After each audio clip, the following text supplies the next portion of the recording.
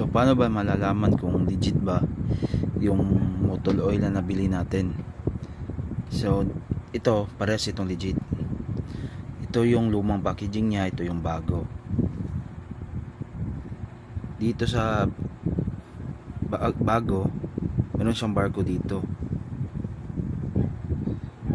Tapos sa takip, parehas pa rin may barcode. Tapos dito sa likod, yan. Ito yung likod nila. Dito sa luma, pag pinil natin dito sa lower right, may second layer siya na sticker na may barcode dito, while dito naman sa bago wala na, first layer lang. Tapos meron pa rin yung manufacture date niya, tsaka yung ano ba yan, batch number. Tapos dito meron din. So pwede nyo rin gawin is to scan the barcode on the top of each cup. So wait lang, kuha tayo ng phone. Kuha tayo ng isang phone. Hirap naman ito, isang kamay lang eh. So ganito gawin nyo. Cristiano Ronaldo. So punta kayo sa Google. So yan, sa Google. Punta kayo sa Google, press nitong parang camera icon.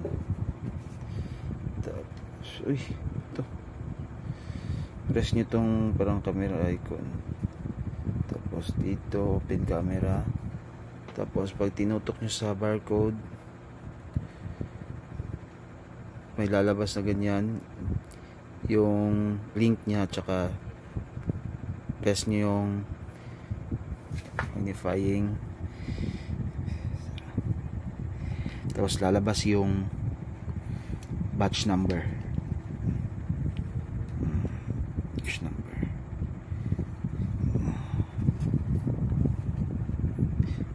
1092665. So tingnan natin, 1092665. Yun lang. Pwede nyo ring scan tong luma, ganun pa rin ang dapat ang lalabas, yung batch number nya. So sige, try na lang natin yung luma naman.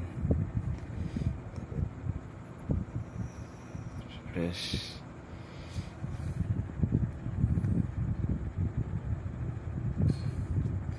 Ito yung batch number niya, 1074939.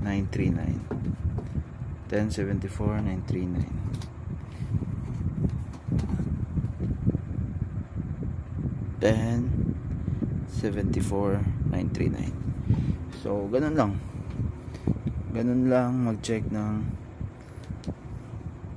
motor oil if legit ba ang nabili nyo, kasi kumakalat yung mga peke ngayon eh.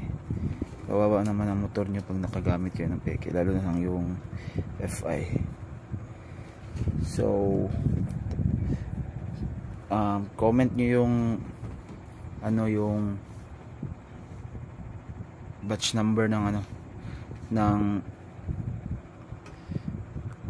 motor na new packaging. Tapos tingnan natin kung pwede ba natin tong ibigay o i-drop natin. So taga Davao po ako, pwede ko itong i-drop. I-comment nyo kung saan ko pwede i-drop dito sa Davao. Comment niyo kung asa pwede. Sige, mora to, salamat.